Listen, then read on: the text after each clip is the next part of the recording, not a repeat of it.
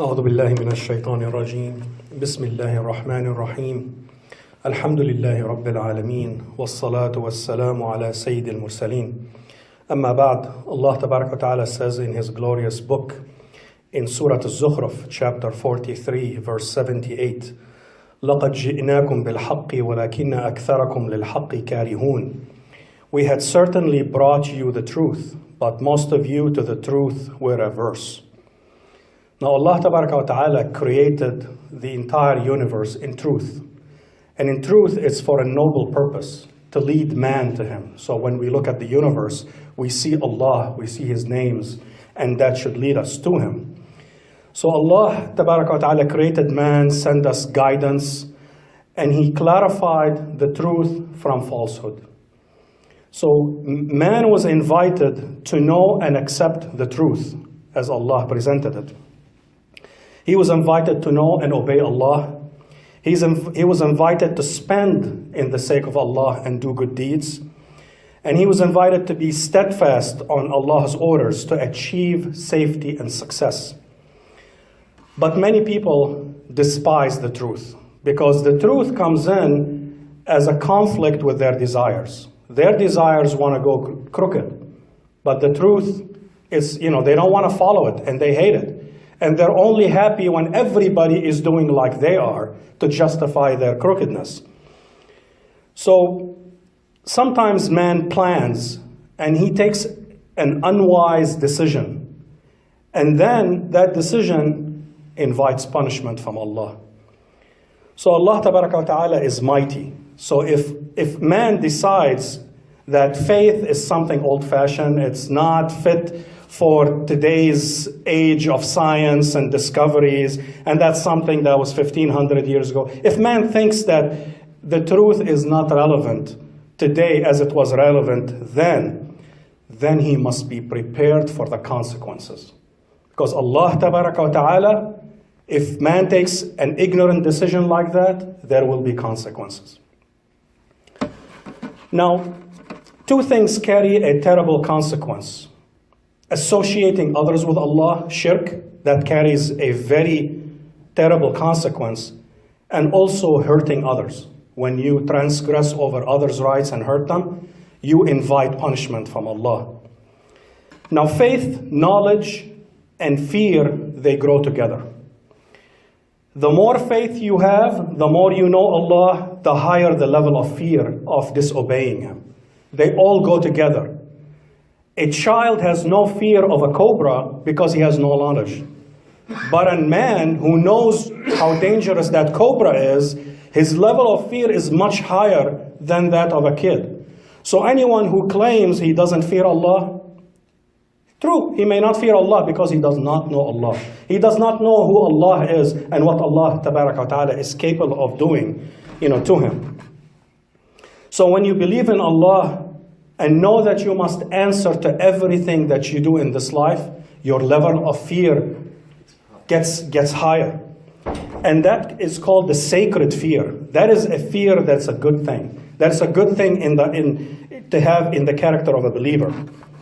Now look at the doctor. A doctor who deals with infectious diseases. When he goes home, he washes his hands, maybe 4 times more than what a normal person. He's going in and washing everything, and he's very particular about cleanliness. Why? Because he sees what these diseases do. He deals with patients that come in all day, and he may not even eat out because he knows what diseases are out there and what uncleanliness. So his level of knowledge is high, so he is more insistent on cleanliness than normal people. So the higher the knowledge is, the more fear of Allah is. Now, the most fearful human being on earth who was fearful of Allah was Prophet Muhammad sallallahu alaihi wasallam, because he had the most knowledge of who Allah was.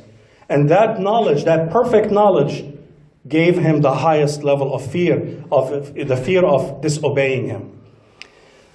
And if you look at the Sahaba, Umar ibn al-Khattab radiallahu anhu once was quoted that he was saying, I wish the mother of Umar was barren. She did not have Umar. She did not have kids. Because he felt the enormous weight of the responsibility towards Allah. And who are we talking about? We're talking about Sayyidina Umar. Where are we? Where are we in relation? You know, when we do things and we don't care, and these Sahaba, another person, he said, I met 40 of the companions, and every one of them thought of himself as a hypocrite. Because they did little things, and they just looked at it as, oh my God, I'm a hypocrite. Because their level of fear was so high, because their iman was very high, and they were very sensitive to every little thing that they did. So, when man plans and implements his decision, fine. But before acting, know that Allah knows your intentions and knows what you're about to do. And all matters are in Allah's hands. There is no escape. Allah controls everything. So if you ignore the fact that Allah controls everything, then be ready to answer on the day of judgment. So you can take any decision, but know with certainty that there are consequences. In Surah Al-Zukhruf, verse 79, that's the next verse, Allah says, أَمْ أَبْرَمُوا أَمْرًا فَإِنَّا مُبْرِمُونَ. Or have they devised some affair, but indeed we are devising a plan. Every good deed has its reward, and every evil act will have its punishment, because Allah is just. It's the height of ignorance to think that you can disobey Allah, go hurt people, steal their money, maybe kill, maybe steal, maybe rob, do whatever, and there'll be no consequences, no punishment from Allah, no heaven, no hell, no reward, no punishment. That's ignorance. That's the height of ignorance, to think that you can do something and not be held accountable in front of Allah. And we must know that we are in Allah's grip every minute of the day. The number of things that can go wrong in our lives are infinite. One cell decides it's going to grow out of control, now you have cancer. وَالْعِيَاذُ بِاللَّهِ. The heart could stop, the liver can stop working, the kidneys can stop. There's so many things that could go wrong, that Allah Tabaraka wa Ta'ala is in control of everything. And the way to achieve safety is not by disobeying Him, but by obeying Him and be steadfast.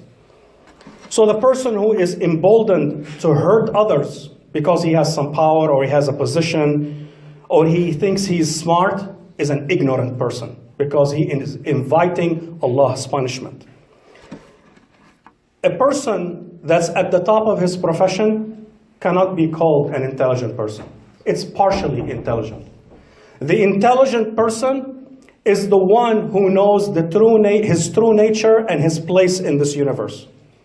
He knows why he's here. He knows where is he going.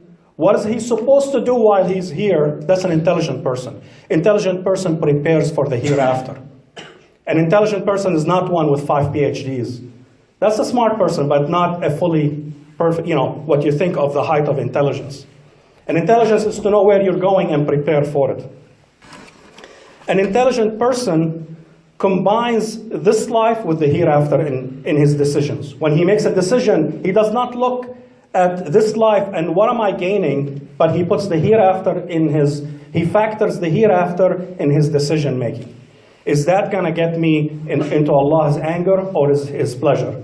And when you combine both, that's a smart person. He combines actions and responsibility because he knows Allah will implement perfect justice.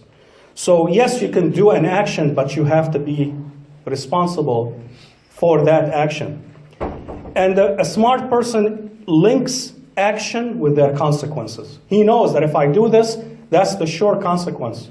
If I disobey Allah, the consequence is terrible. If I obey Allah, the consequence is good. When you can link the action to their consequence, then you're a smart person. Allah Ta'ala continues in Surah Al-Zukhruf in verse 18, after saying, أَمْ أَبْرَمُوا أَمْرًا فَإِنَّا مُبْرِمُونَ. Allah says, أَمْ يَحْسَبُونَ أَنَّا لَا نَسْمَعُ سِرَّهُمْ وَنَجْوَاهُمْ بَلَى وَرُسُلُنَا لَدَيْهِمْ يَكْتُبُونَ. These people who disobey Allah, do they think that Allah does not know what's in their hearts, what they're planning, and what they're talking in secrets to others and colluding? They think Allah does not know? Allah says, I know. And my writers, the angels on the right and the left, they're writing everything down. And if we know that they're writing everything down, and that will be produced on the day of judgment, and you'll be held accountable, how can you disobey Allah? You have to be responsible for whatever you do.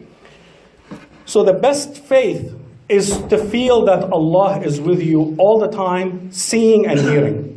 If you have that realization, then there is no other choice but to be steadfast and be on the right path.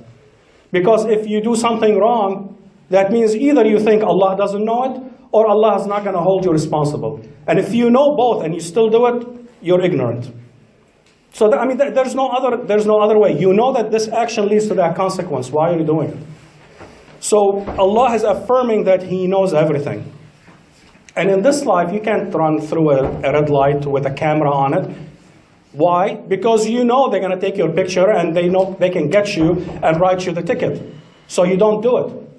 You think Allah's surveillance is any less?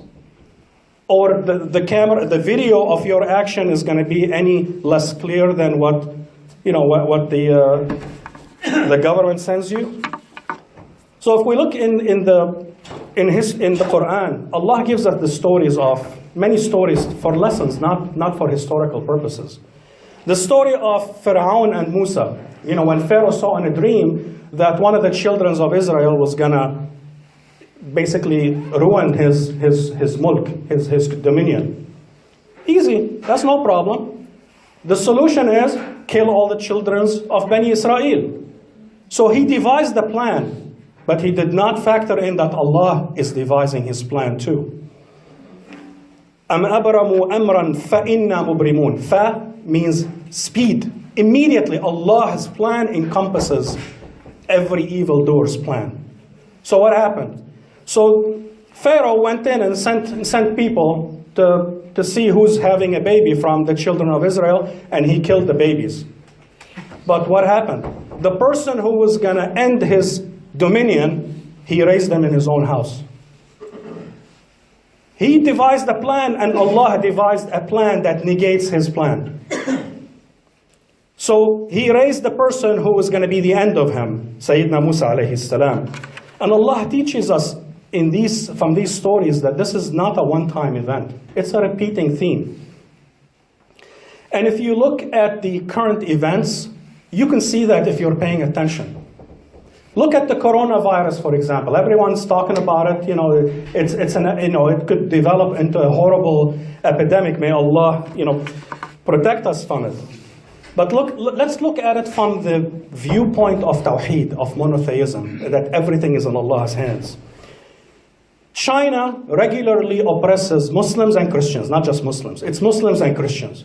Burns the houses of worship, imprisons them, threatens them, because they want a society they can control. They want people that don't believe in God, in a higher power. They want people that they can manipulate. So they rounded, when the Chinese rounded up all the Muslims, put them in camps, the Chinese people, good job, thank you, government. They were happy. So they put Muslims in concentration camps, and now several of their cities are quarantined that look like a concentration camp. You plan, Allah plans. And beware of Allah's plan. So now they have cities, complete cities, nobody can travel, nobody can get in, nobody can get out. Because of doing that, we have to put one and one together. You cannot look at events as just things happening. They bring it on to themselves. So when the government limited Muslims from traveling, now they cannot travel and they're searched, and their own people who were happy that this was happening to the Muslims, now they're undergoing the exact same behavior because Allah is just. Am abramu amran fa inna mubrimun. So the Chinese government was forcing the Muslims in these reformation camps. They're forcing them to eat pork. Oh, you hate pork? I'm going to feed it to you. So what's happening now in China? There's a virus that's killing all the pigs in China, and that pork is sky high now. It's very expensive over in China. أَمْ أَبْرَمُوا أَمْرًا فَإِنَّا مُبْرِمُونَ. They prevented Muslims from celebrating Eid. What are they doing now for their New Year's? They're celebrating it over social media because they cannot go visit each other for fearing of contracting that disease. Beware of Allah. Beware of His plan. If you devise an evil plan, beware, because Allah's justice is there. And the last thing I want to say about them is, and I heard that from my wife, that the Chinese government is threatening the Christians there, and I'm sure they're doing it to the Muslims, that if they insist on the burial rites for their dead, they're going to cremate all their dead. And I'm just waiting to see the Chinese government go and burn all the dead from this epidemic. This is coming. It's not there yet. But Allah is just. You do this, أَمْ أَبْرَمُوا أَمْرًا فَإِنَّا مُبْرِمُونَ. You devise a plan, and Allah devise a plan. And beware of Allah's plan, because it encompasses everyone's plan. وَقَدْ مَكَرُوا مَكْرَهُمْ وَعِنْدَ اللَّهِ مَكْرُهُمْ وَإِنْ كَانَ مَكْرُهُمْ لِتَزُولَ مِنْهُ الْجِبَالِ. And Allah says, if their plots were strong enough to move mountains, and there is no such thing, but even if their plotting was enough to move mountains, then Allah has their plan. He will foil it and will never be successful. فَلَا تَحْسَبَنَّ اللَّهَ مُخْلِفَ وَعْدِهِ رُسُلَهُ إِنَّ اللَّهَ عَزِيزٌ ذُو انتِقَامٍ. This is in Surah Ibrahim, verses 46 and 47. Allah promised the doers of good with support, and He promised the evildoers with punishment. And His promises will come true. And we will see it. If we're paying attention, you start linking actions to consequences. In Surah Al-Zukhruf, in verse 84, Allah says, وَهُوَ الَّذِي فِي السَّمَاءِ إِلَهٌ وَفِي الْأَرْضِ إِلَهٌ وَهُوَ الْحَكِيمُ الْعَلِيمُ. And it is Allah who is the only deity in the heaven, and on the earth the only deity, and He is the wise, the knowing. Now many people believe God created the universe. Yeah, who created that? God created it. But when it comes to worldly events, as if God has nothing to do with it, they explain it with human terms. And Allah is saying He is a God. He is the God in heavens, and He is the God on earth. He is the God of everything. Everything that happens in heavens or on earth happens with His knowledge, with His planning, and with His power, and with His leave. And nothing happens without His leave. An earthquake is not just about shifting of the tectonic plates of earth. A hurricane is not a high front and a low front colliding. That's the physical one, but there is more to it. When you look at it from the viewpoint of Tawheed, there is more to that a believer, when he sees it, you see the full picture. Allah's destruction is certain for wrongdoers. And it's repeated in many verses in the Quran. And one of them in Surah Al-Kahf that we are very familiar with, in verse 59. وَتِلْكَ الْقُرَىٰ أَهْلَكْنَاهُمْ لَمَّا ظَلَمُوا وَجَعَلْنَا لِمَهْلِكِهِمْ مَوْعِدًا. And those cities, we destroyed them when they wronged, and we made for their destruction an appointed time. When does destruction happen? Destruction happens when the people of the towns, they involve themselves in wrongdoing. When you do that, you're inviting Allah's punishment. So, why is a city destroyed by an earthquake? Or why do certain people deserve certain punishment? We don't know. Allah knows. But Allah says in Surah Hud, verse 117, وَمَا كَانَ رَبُّكَ لِيُهْلِكَ الْقُرَى بِظُلْمٍ وَأَهْلُهَا مُصْلِحُونَ. And your Lord would not have destroyed the cities unjustly while their people were reformers. وَمَا كَانَ is the highest level of negation. It is impossible. It will never happen. Allah will never destroy a city. Never, never, ever destroy a city. Why? As long as their people are muslihun. And muslih is a tricky word. Salih, Allah did not say وَأَهْلُهَا صَالِحُونَ. Salih, it means righteous, means good. Somebody who reforms himself. But a muslih is somebody who reforms himself and reforms others. That's the condition. The condition is you cannot say, I'm going to take care of myself, the rest of the town be damned. That is not muslih. You're a salih, not muslih. And that protection from destruction, you're not covered under it. You're only covered under it is if you are a muslih. So we cannot focus on just ourselves. We live in a society, we live with other people. We have to spread goodness and we have to forbid evil. You cannot say it's none of my business. It will become your business when Allah's punishment comes. Because Allah says, as long as you're engaged in enjoining good and forbidding evil, you're safe from destruction. And that's, if you want safety, that's Allah's words. If you want to be safe, that's the path to safety. So safety is in steadfastness and obedience to Allah.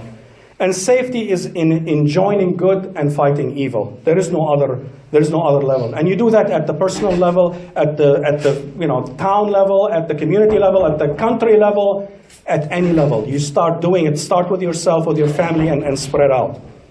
Any other path will lead to destruction. And I will finish, inshallah, with this advice from Prophet Muhammad sallallahu alaihi wasallam. This is in Sahih Muslim. A Bedouin came to the Prophet, seeking a comprehensive advice. Bedouins are simple people. I don't want fiqh. I don't want a 30-minute lecture. Give me something quick that will benefit me. He says, Ya Rasulullah, idni wa awjiz, sallallahu alayhi wa sallam.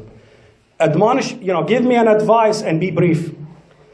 Prophet ﷺ said, قُلْ آمَنْتُ بِاللَّهِ ثُمَّ اسْتَقِمْ. Say, I believe in Allah and be steadfast on His orders. Now when you say, I believe in Allah, that saying is not just words. That's something that has settled in your heart. And that's when you say, I believe in Allah. You say it out of conviction, not as words. So that's when you say it out of conviction and then you're steadfast on His orders, that's a great advice. But this Bedouin, he didn't like it. That steadfastness is a lot of work. He said, I want something easier. Prophet ﷺ replied, إِذَنْ فَاسْتَعِدَّ لِلْبَلَاءِ. Then be ready for trials and tribulations. Get ready for trouble. Because if you cannot be steadfast, you're inviting Allah's correction. And Allah's correction comes with calamities, adversities, problems, destruction. It comes with so many bad things that if you refuse to be steadfast, you're inviting all of that. So Allah Tabaraka wa Ta'ala deals with us according to very fixed rules, very simple rules. You're steadfast, you'll be saved. Allah will be with you. Allah will help you through it, but you have to be steadfast. You have to believe and be steadfast. You cannot say, I believe, and you're lying and cheating. That's not steadfastness. Steadfastness, if you think of it in the analogy of driving, when you start veering a little bit, you correct. You don't stay. A saghira, a small sin, is like a small, 1 degree, but after half a mile, you're in the ditch. A kabira, a major sin, is you just do it 90 degrees and you're in the ditch immediately. But either way, you're going to get into the ditch. And steadfastness is keeping the straight path and not veering from him. أقول قولي هذا واستغفر الله ولكم فاستغفروه إنه هو الغفور الرحيم.